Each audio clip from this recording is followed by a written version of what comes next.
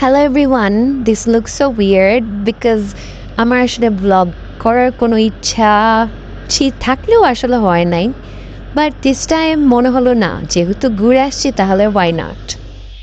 So last month আমরা দুইজন plan করলাম যে লেটস গো সামওয়্যার যেখানে একটু আইল্যান্ড আছে, মাউন্টেন আছে।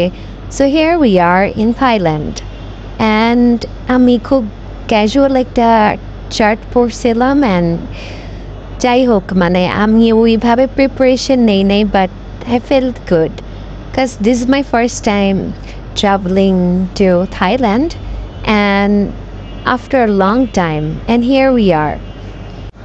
তারপর সুবর্ণভূমি এয়ারপোর্ট থেকে আমরা জাস্ট একটা বোল্ট নিয়ে চলে গেলাম আমাদের গন্তব্যস্থল, যেখানে আমরা এক রাত ছিলাম। মানে ওইভাবে থাকাও হয় নাই, যদিও জাস্ট একটা এই জন্য খুব এভারেজ কাইন্ড অফ হোটেল আমরা বুকিং দিই, যেটা অনেক কিউট যদিও। সো এই আউটফিট পরে আমি মানে যা আসলে সামনে পেয়েছি আমি পরে ফেলেছি, দ্যাট ইজ বিকজ আমরা আসলে ওইভাবে সময় নিয়ে আসিনি, কিন্তু আমাদের 8 days কভার করতে হবে।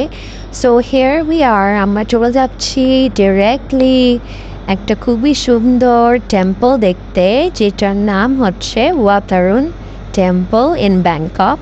সো এইটা দেখার পরে আমি তো পুরা মানে লাইক লুক অ্যাট দিস, আমার এক্সপ্রেশন এরকমই ছিল। সো ঢুকার সময় একটা এন্ট্রি ফিস ছিল ওদের 200 বাথের মতো, অ্যান্ড ওখানে একটা আমাদেরকে এক বোতল ওয়াটার দিয়েছে। যে তারপর look at this is so beautiful. আর দেখা যাচ্ছে যে এটা আমরা জাস্ট এই সানসেটের আগ দিয়ে গেছি, সো এত সুন্দর লাগছিল, মানে ভিউটা আসলে না মানে দেখলে চোখের সামনে ইউ ওয়ান্ট আন্ডারস্ট্যান্ড। সো এইটা তারপরে আমরা চলে যাই হচ্ছে বোট রাইডিংয়ে, যেটা হচ্ছে সিটির একদম ঠিক মাঝে। মানে এখানে হচ্ছে ওয়াতারুন এই স্টেশন থেকে আমরা চলে যাব এখন এশিয়াটিক জোনে। এশিয়াটিক একটা খুবই মানে প্রিটি প্লেস, যেটা আমি মানে ছবিতে বা অন্য কারো স্টোরিতে দেখেছিলাম। সো আমার কাছে মনে হয়েছিল যে লেটস সি কেমন।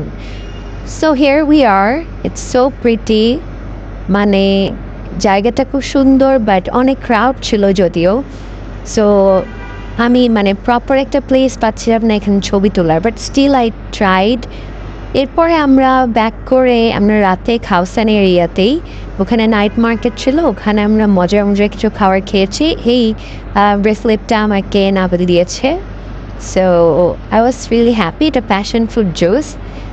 সো 2-3 ঘন্টা কোনো রকমে ঘুম দিয়ে আমরা জাস্ট চলে গেলাম রাত 4টার সময়